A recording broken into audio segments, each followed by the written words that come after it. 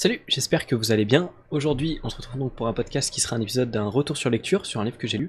Je préfère prévenir à l'avance, donc j'ai tourné une intro après le podcast. Et le podcast, je me suis rendu compte là au montage que j'ai fait bien après, le podcast a été tourné en mars, qu'il était peut-être un petit peu décousu et un peu spontané en vrai. C'était un format un petit peu... Enfin, comment dire, je l'ai abordé de manière un peu différente d'autres retours sur lecture que j'ai pu faire, parce que j'avais un peu moins de notes aussi, notamment que le podcast sur 12 règles pour une vie, celui-là qui a été vraiment très, très bossé et très structuré. Donc c'est un format un peu différent, je pense que le prochain épisode qui sort la semaine prochaine, ou dans 2 semaines on verra, sera aussi un retour sur lecture. Donc je crois que, j'ai pas encore fait le montage, mais je crois que de tête il est un petit peu dans la même vibe et dans la même approche que cet épisode-là.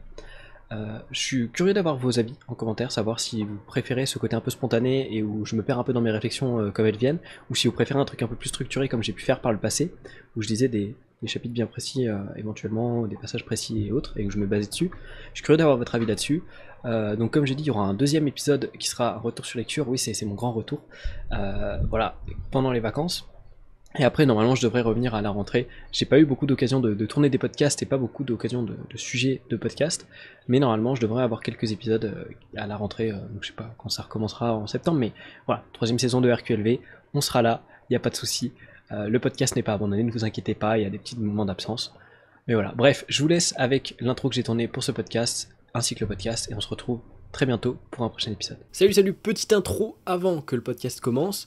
Simplement pour vous prévenir de plusieurs trucs, il y a les timecodes en description où je parle de différents aspects, s'il y en a que vous connaissez ou parce que vous avez lu le livre, vous voulez simplement vous rappeler de certains aspects du livre, pas de souci, les liens des timecodes, donc des marqueurs temporels, sont en description, ça vous permettra de naviguer de manière plus satisfaisante peut-être à travers le podcast. Pour ceux qui m'écoutent sur les plateformes d'écoute, il y a la vidéo sur YouTube ainsi que l'audio, c'est mieux que la vidéo tout seul. Et puis pour ceux qui m'écoutent sur YouTube et qui me regardent, du coup, il y a seulement l'audio sur les plateformes d'écoute, toutes, il me semble d'ailleurs, si jamais vous voulez écouter ce podcast en faisant autre chose à la fois. Mais je sais que ma tête est très belle et que ça va être compliqué de se détacher de cette vidéo et de cet écran. Bref, je vous laisse également en description le lien pour acheter le livre. C'est un lien affilié Amazon, ça vous permet de me soutenir si vous avez envie d'acheter le livre. Et vous avez également tous les liens en description pour me retrouver moi, donc mon Instagram, mon Twitter, ma chaîne YouTube, ma chaîne Twitch. Tous ces trucs-là sont en description. Il y a aussi l'Instagram du podcast si vous voulez avoir des infos sur le podcast en avance. Sur ce, je vous souhaite une bonne écoute. Et puis, bonne écoute. Voilà, c'est tout. Mesdames et messieurs, bonjour. On se retrouve aujourd'hui. Ça me faisait longtemps. Je suis content. J'espère que vous allez bien. On se retrouve aujourd'hui pour... je vous en ai parlé en story. Ça fait 2 jours que j'ai terminé ce livre qui s'appelle So Good They Can't Ignore You. Avec un accent magnifique. Ne vous inquiétez pas, le podcast ne sera pas en anglais. En tout cas pas cette fois, peut-être une autre fois. Donc ce livre que j'ai terminé il y a environ 2 jours, comme je l'ai dit juste avant. Yes, c'est la reprise, j'ai du mal. Voilà, c'est compliqué. Bref, on va en parler, j'ai pris quelques notes, on va voir comment j'arrive à dérouler ça.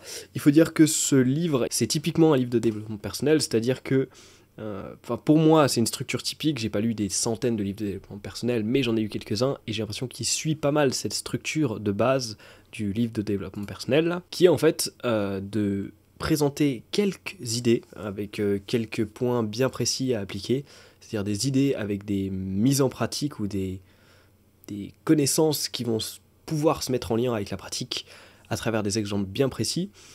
Et illustrer ça par un tas d'exemples, un tas d'histoires en fait, parce que l'être humain adore les histoires, ça je ne vous l'apprends pas, mais du coup j'ai l'impression que c'est une structure qu'on retrouve pas mal dans les livres de développement personnel, et donc du coup au final si on regarde, il reste pas beaucoup de contenu en tant que tel, mais les exemples sont intéressants et les petites histoires sont intéressantes parce qu'elles justifient la pertinence des idées et des conseils qui sont donnés tout au long du livre. On va en faire un bref résumé parce que comme ça me servira aussi si jamais un jour je veux éviter de repasser des dizaines d'heures à lire ce livre, bien que j'ai kiffé sa lecture vraiment, je l'ai séché en 1 semaine. Je l'ai vraiment séché, il est vraiment très bien écrit et franchement très accessible en anglais pour le coup. Donc on va attaquer, on va pas tergiverser plus que ça. So Good They Can't Ignore You, c'est pas le titre complet, il y a aussi Why Skills Trump Passion in the Quest for Work You Love. Ce qui veut dire si bon qu'ils ne peuvent pas t'ignorer, et pourquoi les compétences valent plus que la passion dans la quête du travail que tu vas aimer. En gros, c'est ça ma traduction approximative, on n'aura peut-être pas tous la même, mais voilà. Livre donc sur l'entrepreneuriat, si vous n'êtes pas intéressé par l'entrepreneuriat, je pense sincèrement que vous n'avez pas beaucoup d'intérêt à écouter ce podcast, hein, donc voilà, je vous fais gagner du temps, autant vous le dire directement. Ce qui est intéressant, et ce qui à mon avis a beaucoup contribué à la popularité de ce livre, c'est qu'il prend à contre-pied le conseil classique qu'on donne, c'est-à-dire suis ta passion, voilà, fais ce que tu aimes, et puis tu verras, le succès viendra, ou l'argent viendra. J'avoue que à la base, je lisais ce livre parce que je me disais que, en fait, je suis fasciné vraiment par l'acquisition de nouvelles compétences et de développer. J'ai vraiment une obsession pour m'améliorer en permanence, que ce soit dans les compétences ou dans mon rapport à moi-même ou dans mon rapport au monde. Enfin bref, tout semblant d'amélioration que je peux apporter à moi-même me semble ultra bon à prendre. Et c'est dans ce cadre-là que j'avais acheté ce livre parce que le titre me parlait beaucoup. Et en fait, je me suis rendu compte que c'était pas tant sur la perception que j'en avais ou la raison pour laquelle je l'avais acheté qui traitait, mais plutôt sur pourquoi, en vérité, suivre ta passion est un mauvais career advice. Donc, un mauvais conseil de carrière. Find out what you should do instead. Donc, trouver ce que vous devriez faire à la place. C'est intéressant, je pense que ça a beaucoup aidé, hein, de toute façon, en général, quand on prend un contre-pied d'un truc classique, les gens sont là en mode, mais c'est un génie. Est-ce que moi, j'avoue ce fanatisme-là à ce livre, je ne sais pas, ni à cet auteur, mais je pense qu'il y a quand même, dans tous les cas, des idées intéressantes à en tirer. Sinon, j'aurais pas pris des notes, de toute évidence. Et du coup, ça s'est avéré me parler encore plus, parce que, étant donné que je pense, vous le savez, peut-être pas tous les auditeurs, mais vous le savez peut-être, ça fait un peu plus de 5 ans, pas loin de 5 ans et demi que je suis sur YouTube, et que je fais des trucs par passion, vraiment que par passion pour le coup, et que bah, ça fonctionne pas, hein, en 5 ans ça fonctionne pas du tout même, on est à moins de vues que ce que je faisais au bout de 6 mois sur YouTube, donc ça fonctionne vraiment pas, on peut le dire. Donc je suis conscient en fait que le suis ta passion et le reste viendra n'est pas un bon conseil, ou n'est pas un conseil qui va fonctionner dans tous les cas, mais probablement pas un bon conseil non plus en tant que tel. Et ce livre m'a renforcé dans cette idée, biais de confirmation, toi-même tu sais, et donc on va en parler ensemble. Il développe 4 idées principales, 4 règles si je puis dire, qui s'organisent de manière assez linéaire, on va dire qu'elles suivent un petit peu et elles ont un ordre logique, dans lesquelles il développe des points, en fait des sous-points parmi ces règles, qui sont intéressants eux aussi. J'ai pris mes notes en anglais, ok, il va falloir que je fasse la traduction dans ma tête d'abord. La première chose qu'il dit, c'est qu'il faut pas essayer de transformer sa passion en travail. Parce que un bon travail, un travail qui va nous plaire, donc potentiellement travailler dans le cadre d'un truc qui nous passionne, c'est rare. Et ça a de la valeur, c'est rare and valuable. Et donc, si tu veux avoir ce travail-là, il faut lui offrir quelque chose de rare et de valorisable en échange. Parce que tu peux pas demander un truc rare et qui a de la valeur si toi, en échange, tu n'apportes pas quelque chose de rare et qui a de la valeur. C'est littéralement ça, en fait, les achats d'objets précieux. Si tu veux acheter une voiture super chère, c'est rare, et c'est pour ça que ça a de la valeur, mais c'est rare et ça a de la valeur. Donc si tu rapportes pas une quantité de cash qui est rare et qui a de la valeur, il va pas te donner la voiture, c'est logique. Et ben c'est un peu le même principe dans cette recherche de travail qui va nous plaire. Si on veut un travail qui nous plaît, vu que c'est quelque chose de rare, ou alors on prendrait tous le premier boulot qui nous tombe sous la main et on ferait ça toute notre vie, vu que c'est quelque chose de rare et quelque chose qu'on estime de valeur, parce que je pense pouvoir m'avancer suffisamment pour dire qu'on préférerait tous faire un boulot qui nous plaît qu'un boulot qui nous plaît pas, en tout cas pour le même salaire on va dire. Donc il faut apporter quelque chose de rare et de valorisable en échange. Il développe aussi 2 approches, je ne me rappelle plus de la première, mais j'ai noté seulement la deuxième. Donc après avoir mis en évidence que suivre sa passion n'est pas un bon conseil de carrière, il aborde 2 façons d'aborder ça, 2 mindsets qu'on peut retrouver quand on va aller chercher à créer un travail ou à trouver un travail qui nous plaît. Le premier, c'est le patient mindset, le mindset de la passion. Et le deuxième, c'est le craftsman mindset, qui est donc le mindset de l'artisan, c'est comme ça qu'on peut le traduire. Le mindset de la passion, il va se concentrer principalement sur qu'est-ce que le monde peut vous apporter. Qu'est-ce que, à travers ce travail, je vais avoir au quotidien qui va me plaire, qui va me satisfaire, que ça va m'apporter en fait. Qu'est-ce que ce contexte, qu'est-ce que cet environnement, qu'est-ce que ce métier va m'apporter à moi. Lui, il conseille plutôt d'aborder ça, enfin c'est même pas qu'il conseille, c'est que pour lui c'est du bullshit le patient mindset. Je vous traduis juste en langage plus neutre, on va dire. Pour lui, le craftsman mindset, c'est se concentrer sur qu'est-ce qu'on peut apporter au monde, qu'est-ce qu'on peut offrir au monde. De toute évidence, ça permet largement de se rendre beaucoup plus utile, en tout cas dans la démarche, que de se dire qu'est-ce que le monde peut m'apporter. Là, on ne se rend pas utile, on essaie d'exploiter le monde pour notre profit personnel. Alors que si on se place dans qu'est-ce que je peux apporter au monde, là on se place dans un cadre où on est utile et donc où le monde va nous rendre quelque chose en échange de cette utilité, en tout cas potentiellement. Mais c'est vrai que si on cherche simplement à aller chercher des trucs qui nous servent à nous et donc à ne rien apporter nécessairement sur la table, ben c'est clair que le monde il va pas forcément vouloir nous apporter plus parce qu'on prend déjà beaucoup mais qu'on donne rien. Ceux qui passent sur les lives comprendront une petite référence cachée ici. Donc ce mindset là est la clé en fait pour développer une carrière viable et une approche d'une carrière viable. Mais pour avoir ce mindset et pour le justifier, il faut aussi être compétent, parce que tu peux difficilement apporter quelque chose au monde si tu n'as pas de compétences, si t'as jamais rien apporté au monde. Tu peux pas t'improviser comme ça en tant que personne qui a les capacités ou les qualités pour apporter quelque chose au monde. Donc il faut engranger ce qu'il appelle un career capital, donc un capital de carrière. Je vais arrêter de faire les anglicismes, on va juste dire le nom en français maintenant. Donc un capital de carrière qui permettra d'avoir des compétences, des skills, et donc créer quelque chose de valorisable, rare et valorisable. Là, on a déjà le truc valorisable. Après, l'aspect rare, ça va être d'être suffisamment expert pour se considérer au-dessus des autres ou d'être expert dans un domaine bien précis, chose qui sera rare. Parce que des experts dans... Qu'est-ce qu'on peut avoir comme domaine très connu ? Des youtubeurs experts, par exemple. Tiens, il y en a plein. Et si tu veux te démarquer, il faut soit être expert dans un domaine qui n'a pas été super exploité, ou être vraiment supra méga expert de la mort qui tue dans un domaine qui est déjà exploité. À part avec ces deux stratégies-là, c'est compliqué de se démarquer. Et ce qu'il dit aussi, c'est que le capital de carrière, il va demander de la dedication, c'est de l'acharnement, de l'investissement personnel et de la pratique délibérée, pardon.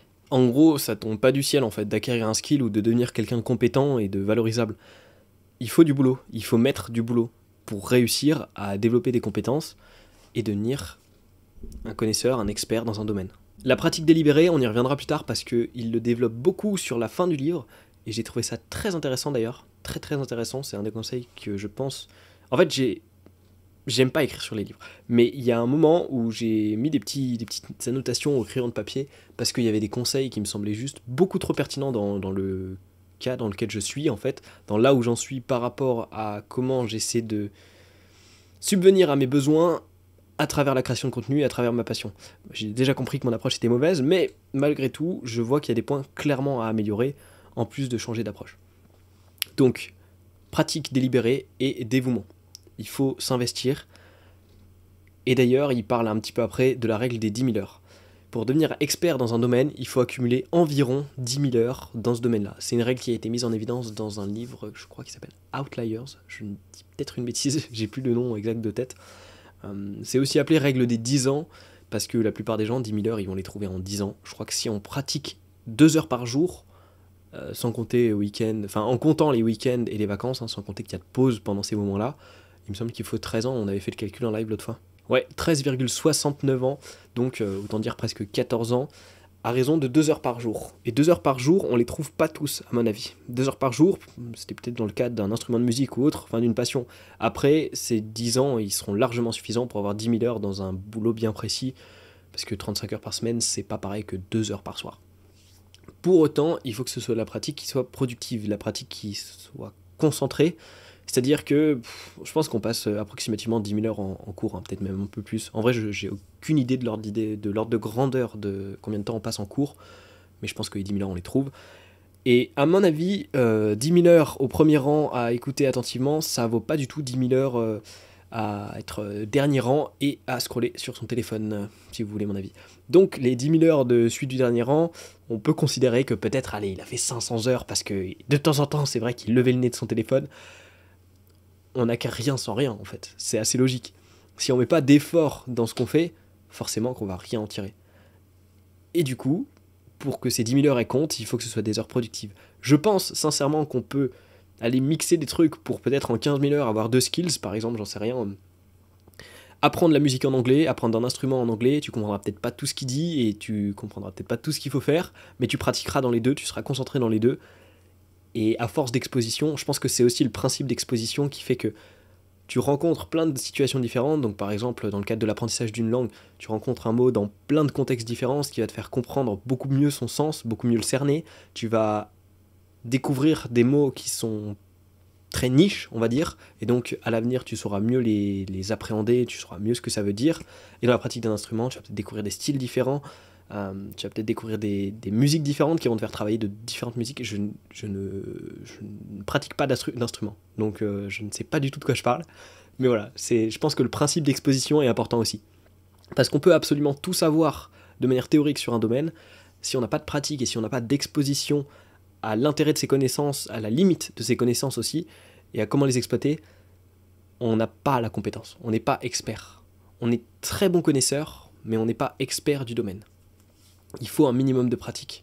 Et c'est d'ailleurs pour ça qu'il y a plein de pélos très haut placés dans les hiérarchies des jobs, où on se dit mais il ne comprend rien en fait, il n'a jamais travaillé ici, c'est impossible, il a peut-être toute la théorie mais il n'a pas la pratique, il ne comprend pas la différence entre la théorie et la pratique. Je crois que c'est un truc qui se retrouve pas mal en entreprise, moi pas trop, hein, de mon expérience en entreprise j'ai pas trop retrouvé ça, en même temps mes boss travaillent toujours à mes côtés donc ça explique, mais je pense que c'est un bon exemple du fait que la théorie a sa limite, et la pratique seule aussi a sa limite, parce que les deux sont importants à mixer en fait, dans le sens où la pratique seule va te demander d'apprendre par toi-même, et donc de ne pas apprendre des erreurs des autres, alors que la théorie te permet d'apprendre des erreurs des autres, et après de la mettre en pratique, donc il y a un mélange des deux à avoir, et pour avoir ces 10 000 heures, il faut un mélange des deux, de l'exposition, de la concentration et du dévouement. Donc la première règle, c'était ne suivez pas votre passion, don't follow your passion. La règle 2, c'est devenez si bon qu'ils ne peuvent pas vous ignorer, donc le titre du livre. Ah merde, en fait j'ai complètement dépassé dans la deuxième règle. La règle des 10 000 heures était abordée dans cette règle 2, devenez si bon qu'ils ne peuvent vous ignorer. Ça passe entre autres à travers ces 10 000 heures et cette expertise ultra importante. Et d'ailleurs moi ça m'a fait relativiser de ouf, on en avait parlé en live, excusez-moi, ça m'a fait relativiser de ouf parce que ça m'a fait me rendre compte que si globalement on peut considérer qu'on a 10 heures de disponibles par jour où on n'est pas aux toilettes en train de manger, en train de dormir, en train de se toucher, en train de je sais pas quoi, peu importe, on peut considérer qu'on a 10 heures dispo par jour pour ceux qui, je crois que les personnes qui m'écoutent ont plus ou moins mon âge, donc la vingtaine, si on estime qu'on vit jusqu'à 80 ans, ce qui est quand même ce qui n'arrivera pas à tout le monde, voilà, je suis désolé de vous le dire, je pense que tout le monde qui m'écoute n'arrivera pas à 80 ans, je suis désolé de vous l'apprendre, mais on peut considérer qu'il nous reste vaguement 200 000 heures d'exploitables, et ça m'a fait relativiser de ouf, ça veut dire que je peux être expert dans 20 domaines, mais en même temps, ça n'a pas trop d'intérêt de switcher d'une expertise à l'autre sans exploiter cette expertise justement. Mais ça fait beaucoup relativiser, parce que se dire on peut être expert que dans 20 domaines, c'est vraiment pas tant que ça. Enfin, en tout cas pour moi qui adore apprendre, je pense qu'il y en a qui se tapent l'arrêt complet d'être expert ne serait-ce que dans un seul domaine, mais ça fait relativiser sur notre utilisation de notre temps, et c'est... Moi j'adore relativiser sur mon utilisation de mon temps, donc moi je suis content.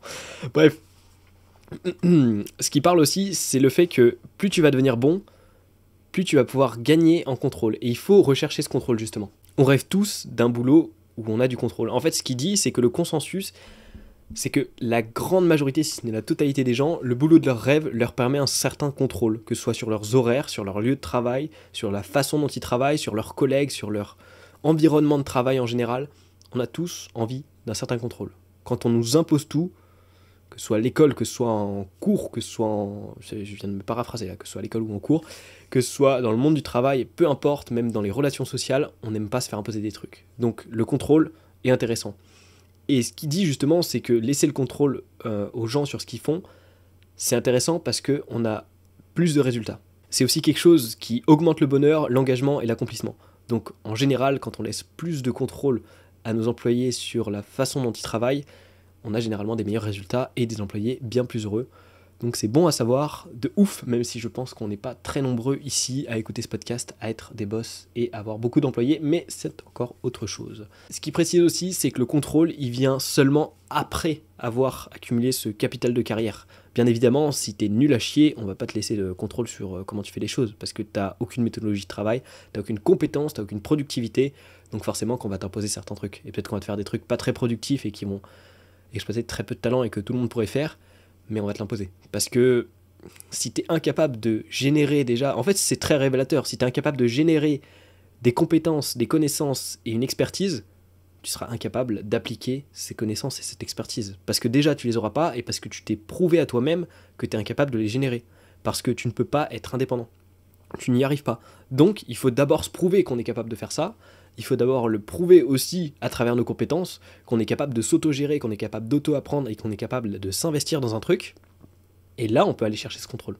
Quand on est compétent, quand on a montré qu'on peut être compétent sans être dépendant d'une méthode en particulier et de faire les choses par nous-mêmes, en autodidacte, là on peut aller chercher le contrôle.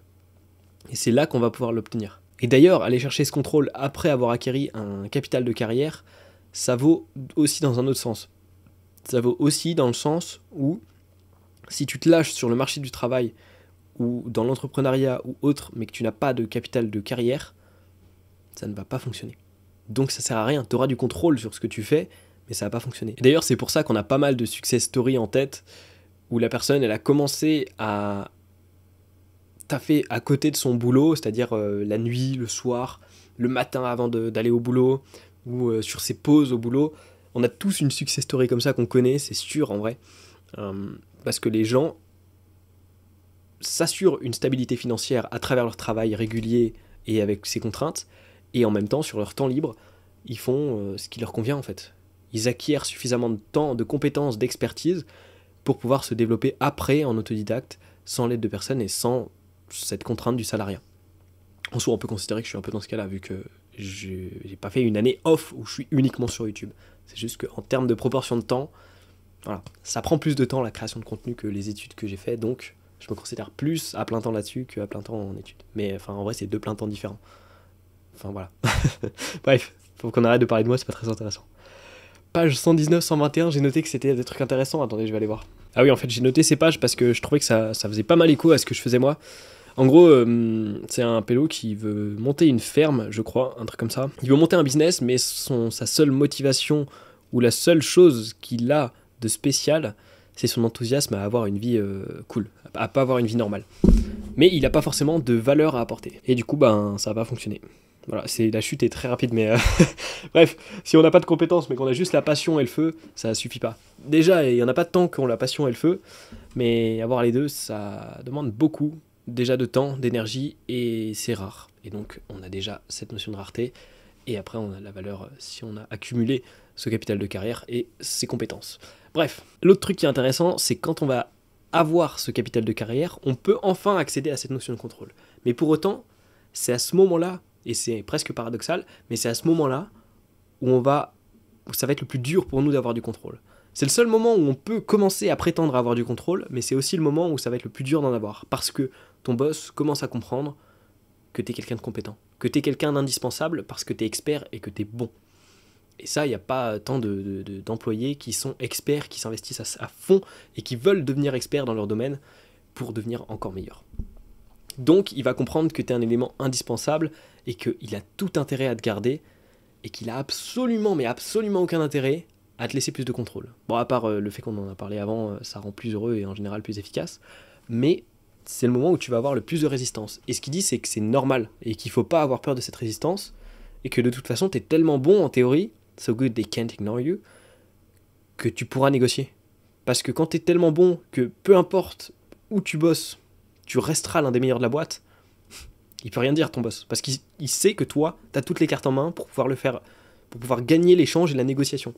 Donc il est obligé de se contraindre un peu à tes possibilités, mais il faut vraiment être bon à ce niveau-là. N'allez pas le voir après avoir passé 10 heures à avoir écouté des podcasts de développement personnel et être là en mode oh je suis le boss, let's go. Alors le boss, tu vas faire quoi? Non, ça ne fonctionne pas. Il faut avoir effectivement ce capital de carrière. Donc une fois que c'est reconnu par ton boss, c'est le seul moment où tu vas pouvoir lui demander plus de contrôle sur toi-même et sur ton boulot, mais c'est aussi le seul moment où il va pas vouloir t'en donner, parce que il va pas vouloir te virer, mais il va pas vouloir non plus te laisser plus de liberté, parce que t'es un bon élément quand même. Et les bons éléments, il faut les exploiter. On n'est pas des gens honnêtes dans le monde du travail, on est des gens qui exploitent, parce que l'argent, c'est important, je crois, enfin, ce qui se dit. Et ce qu'il dit aussi, c'est que quand tu as ton capital de carrière, si tu veux investir ton temps et tes compétences, il faut que tu trouves un domaine dans lequel les gens ils sont prêts à payer pour ce que tu leur apportes. Et c'est pas le cas dans tous les domaines. Quand tu fais des vidéos YouTube, les gens ne sont pas prêts à payer pour voir tes vidéos YouTube, parce qu'ils partent du principe que c'est un truc gratuit. Les podcasts, c'est pareil. Alors qu'en soi, les vidéos, je pourrais les rendre payantes et les podcasts aussi. C'est absolument possible, et ça me prendrait 4 clics peut-être pour le faire.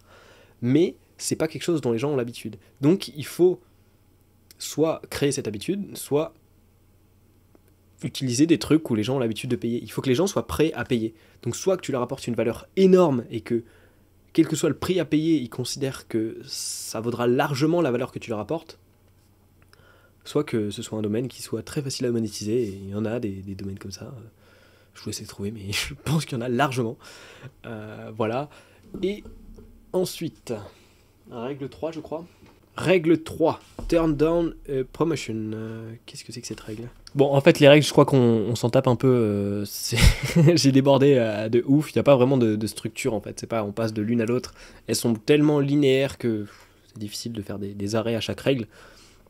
Les règles, c'est plus une tentative de résumé d'un chapitre, enfin d'un certain nombre de chapitres. Un autre truc qu'il ajoute, c'est que les innovations, elles se font dans ce qu'il appelle les possibles adjacents. C'est peut-être un concept qui est assez difficile à vulgariser sans donner d'exemple bien précis. En fait, il faut voir les idées, la créativité et toutes sortes de choses qui se rapportent à l'innovation comme un espèce de, je sais pas, jeu d'échecs, jeu de dames, selon ce que vous préférez, où il y a des cases. Et une bonne idée, elle sera peut-être à l'autre bout du plateau, mais tu peux pas sauter toutes les cases pour y arriver direct. Il faut rester dans cet ordre de une case. Il faut être dans la proximité, dans les possibles adjacents. C'est ce terme clé. On va avancer progressivement. On n'aura pas tous le même chemin d'idées, de pensée, de créativité, de réflexion, mais on va avancer de réflexion en réflexion. En fait, chaque réflexion qu'on va avoir ou chaque prise de conscience va nous amener à un nouveau stade de notre vie, où on aura une vision qui sera un peu différente, comme si on avait fait 1 mètre en avant. Et avec ce 1 mètre en avant, peut-être qu'on peut aller faire 1 mètre à droite ou 1 mètre à gauche, qui va nous permettre d'aller voir que y a un truc qu'on cherchait, 1 mètre à droite ou 1 mètre à gauche, ou qu'il y a un panneau vers une direction qui nous plaît bien. Mais on ne pourra pas le savoir tant qu'on n'a pas fait ce mètre en avant, qui nous permet d'être à une position différente, une position proche, mais une position différente quand même. Et c'est à force d'avancer sur ce chemin qui sera différent pour tout le monde en vérité, qu'on va pouvoir voir des nouvelles possibilités émerger. Mais on ne peut pas les sortir de nulle part. Il faut qu'on ait construit ce chemin qui nous permet un raisonnement logique. C'est pour ça qu'en fait, des fois, ça m'arrive super souvent ça, mais des fois tu lis une citation qui te paraît stylée, en fait, elle paraît cool, elle te semble vraie, donc t'es là en mode ok, ça roule. Mais la personne qui l'a dit mettait beaucoup plus de sens que ce que toi t'interprètes dans cette citation. Et t'as pas saisi l'entièreté du truc. Donc t'as compris la citation, t'es d'accord avec elle, mais bon, pour l'instant, voilà quoi. Et tu vis ta vie, et peut-être que des années après, tu vas te rendre compte que toi-même, tu te rappelles peut-être plus qui a écrit cette citation, mais d'un coup dans ta tête, elle va revenir. Parce qu'elle est parfaitement appropriée à la situation et que tu as enfin compris le plein potentiel et la totalité de ce qui était englobé par cette situation, le meaning, enfin la signification profonde de cette citation, parce que tu es passé de comprendre le truc à l'intégrer. Parce que tu as fait le chemin qui t'a permis de comprendre par quel chemin était passée la personne qui a créé cette citation. Peut-être que tu n'as pas fait le même chemin, mais tu es allé de proche en proche, tu t'es dépassé de proche en proche, un peu comme l'air ou comme les transferts d'énergie de proche en proche. Je suis pas un expert en physique, donc on va s'arrêter là, mais tu es allé d'étape en étape, et tu as fini par comprendre ce truc-là. Tu le voyais de loin, tu te disais, c'est pas mal ce truc. Et quand tu y es, tu es là en mode, waouh, c'est carrément pas mal en fait, ouais, carrément.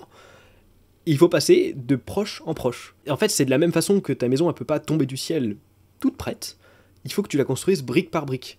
Et peut-être qu'à l'avance, tu sais pas du tout à quoi elle va ressembler.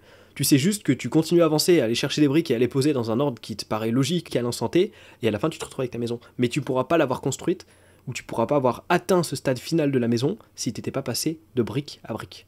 Il faut passer de proche en proche. Ça se construit étape par étape. Je sais pas si tout le monde m'a compris, je sais pas si moi-même je me suis compris, mais voilà, c'est ça en gros. Une idée va faire germer des idées qui sont proches de cette idée initiale, des idées accessibles, des idées qui s'y rapprochent, des idées qui dépendent de concepts qu'on aura compris avec l'idée précédente, mais si on n'avait pas compris ces principes à la base, on ne pouvait pas comprendre cette idée et elle ne pouvait pas nous venir à l'esprit. Et on circule comme ça, tac, tac, tac, tac, tac, ça se démultiplie le champ des possibles et le champ des ouvertures d'esprit qu'on peut avoir sur des trucs, à force de comprendre, à force d'être amené à des réflexions, à force d'intégrer des éléments. On se déplace de proche en proche, et de la même façon, en fait, ça peut partir dans tous les sens, en fait. On peut aller à fond dans une branche, et à la fois, au début de cette branche, on avait un élément qu'on a compris, je sais pas, il y a peut-être 2 ans, et qui va nous permettre de créer une autre branche dans un autre sens, qui elle-même, à un moment, sur ce milieu de cette branche, va nous permettre de créer une autre branche, etc. Ça va à l'infini, mais ça fonctionne toujours de proche en proche. T'as pas une branche comme ça qui pop dans un arbre et qui n'est connectée à aucune autre branche. Elle ne sort pas dans l'air comme ça, elle pop pas, elle n'est pas en train de voler et de léviter. Elle dépend forcément d'un point d'attache à une idée déjà existante, donc à une branche déjà existante. C'est ça en gros. Oh, c'était mieux, cet exemple des arbres, c'était mieux. On va le garder, l'exemple des arbres, j'aime bien. Et je pense que ça se rattache à ça, mais je suis pas sûr qu'il l'ait dit dans le livre, mais il faut aussi faire des petits paris. Les petits paris valent mieux que des gros plans qui prennent énormément de temps. Peut-être parce qu'un gros plan, justement, tu vas être éloigné de ces petits trucs de proche en proche, que tu vas te dire, là, je veux aller jusqu'au bourgeon, je veux même pas créer la branche, je veux juste aller direct au bourgeon. Ça va peut-être me prendre 10 ans, mais je vais jusqu'à ce putain de bourgeon. Et peut-être que tu vas te tromper et que tu as fait pousser un bourgeon dans une autre branche qui t'intéresse pas du tout ou qui va pas fonctionner. Alors il vaut mieux faire des petits paris, c'est-à-dire que ta branche, vaut mieux la lancer un peu à droite, puis un peu à gauche, puis un peu à droite, puis un peu à gauche, histoire de voir comment ça évolue. Il vaut mieux, enfin, je sais pas si c'est un très bon exemple, mais bref, des petits paris permettent mieux d'estimer le résultat et l'impact que ça a. Il vaut mieux faire 100 plans qui partent dans 100 directions différentes, où tu vas faire 100 erreurs, parce que tu vas comprendre à chaque plan, vu qu'il y avait un seul principe peut-être derrière ce plan, tu vas comprendre que ce principe était mauvais, alors que si tu fais un gros plan qui te demande beaucoup d'énergie, beaucoup de temps,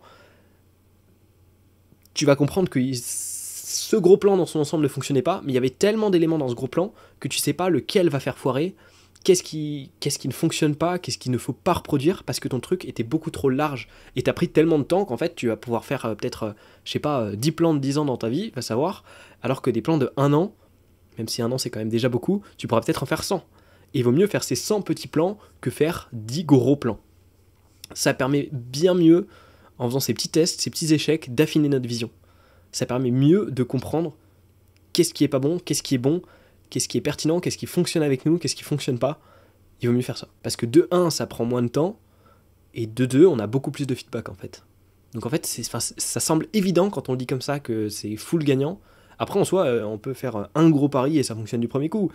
La proba est très très faible, mais ça peut fonctionner, et ce sera peut-être un coup de chance, et s'il faut le reproduire, on pourra peut-être pas y arriver. Donc c'est nettement plus intéressant de fonctionner par petites étapes, par petits paris qui peuvent parfois être mauvais. Peut-être qu'on va enchaîner plein de paris et plein de défaites, et avec l'illusion des séries, on va avoir l'impression qu'on est voué à faire que des échecs, mais ça nous permet d'affiner notre vision. Et peut-être qu'on aura enchaîné tous les échecs pour avoir la vision la plus parfaite, et à partir de ce moment-là, tout nous réussira. Rien ne nous dit que ça ne fonctionnera pas comme ça. Donc il vaut mieux aller chercher ces petits paris, ces petites erreurs, et ces petits concepts, ces petits principes qu'on va essayer, qui vont peut-être pas fonctionner, mais qui vont peut-être fonctionner aussi, et nous donner des pistes sur qu'est-ce qui va fonctionner et qu'est-ce qui résonne avec nous. Là, on arrive sur un aspect intéressant. Ce qui nous explique aussi, c'est qu'il faut créer des choses qui se démarquent.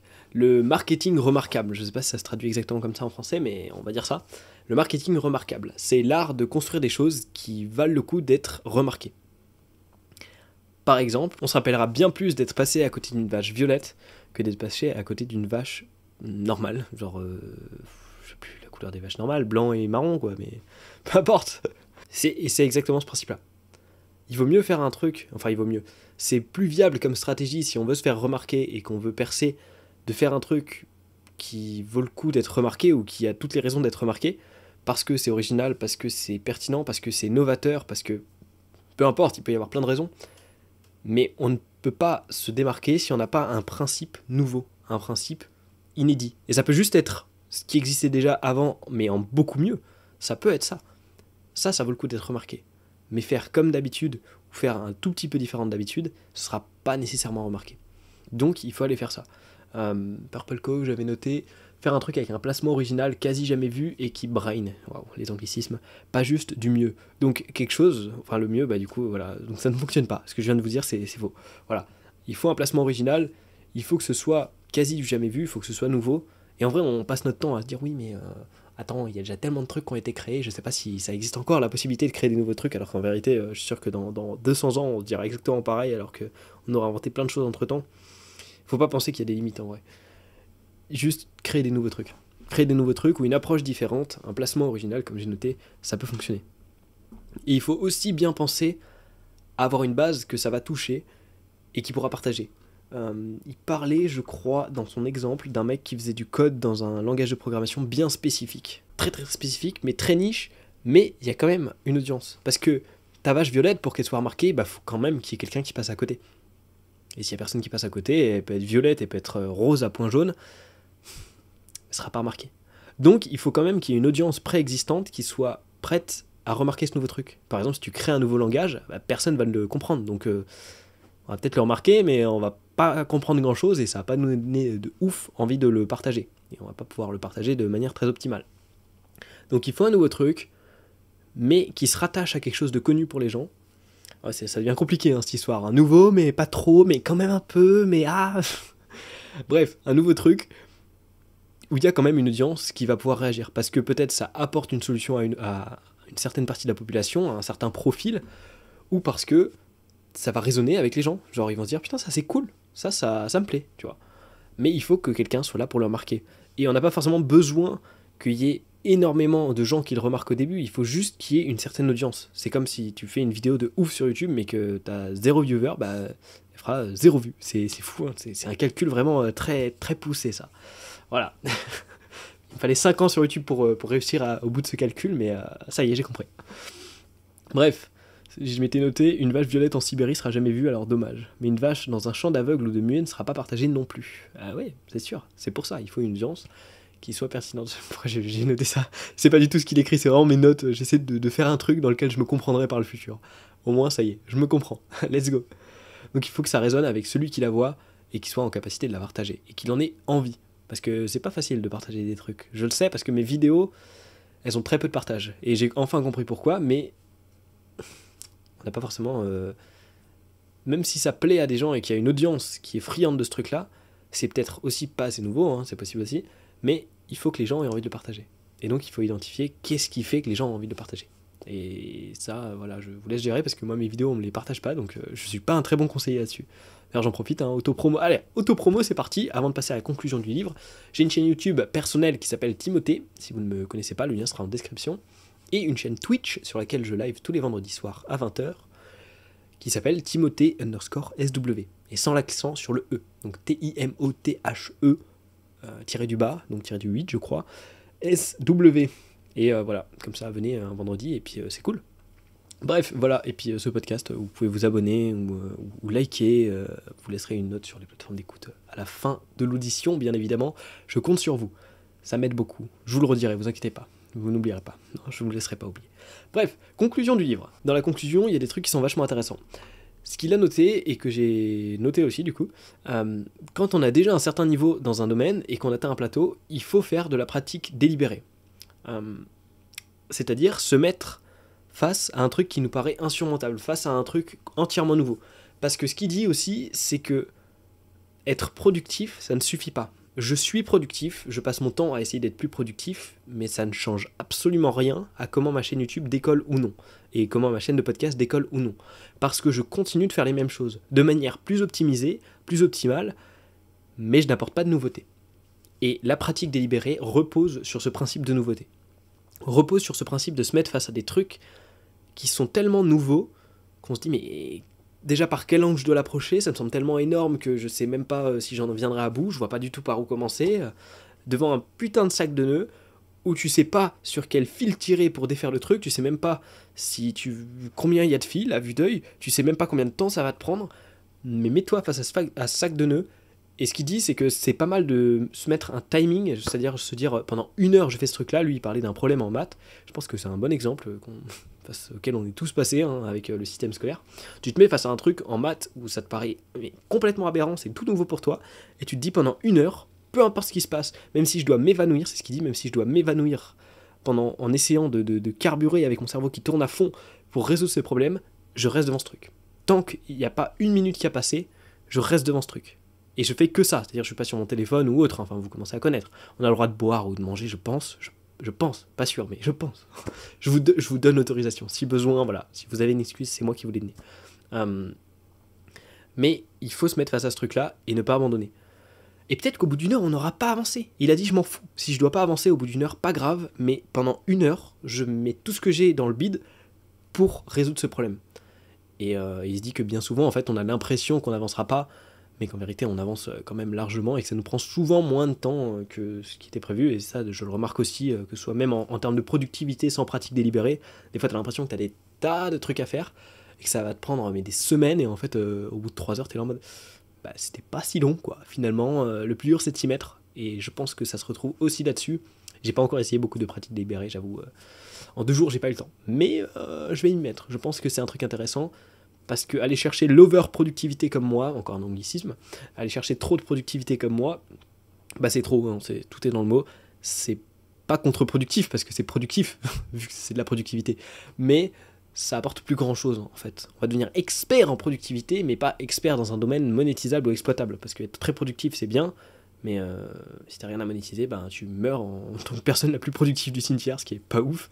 Après, mourir le plus riche du cimetière, ça a pas beaucoup d'intérêt non plus, mais il faut trouver un compromis entre les deux qui permet de vivre, de rester suffisamment productif, mais la productivité unique en tant que telle ne sert pas beaucoup. Moi, je suis pas très créatif et vachement productif. Je sais que j'ai des potes qui sont très créatifs, mais très peu productifs, c'est-à-dire qu'ils sont peut-être 100 idées à la seconde, mais qu'à la fin de la journée, ils en ont noté qu'une, alors que moi, je la cherche, je creuse, mais elle vient pas. Mais dès que j'en ai une, je la note et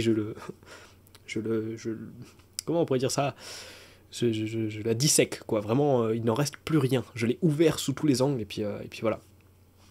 Je sais pas si c'est vraiment un très bon exemple, mais voilà.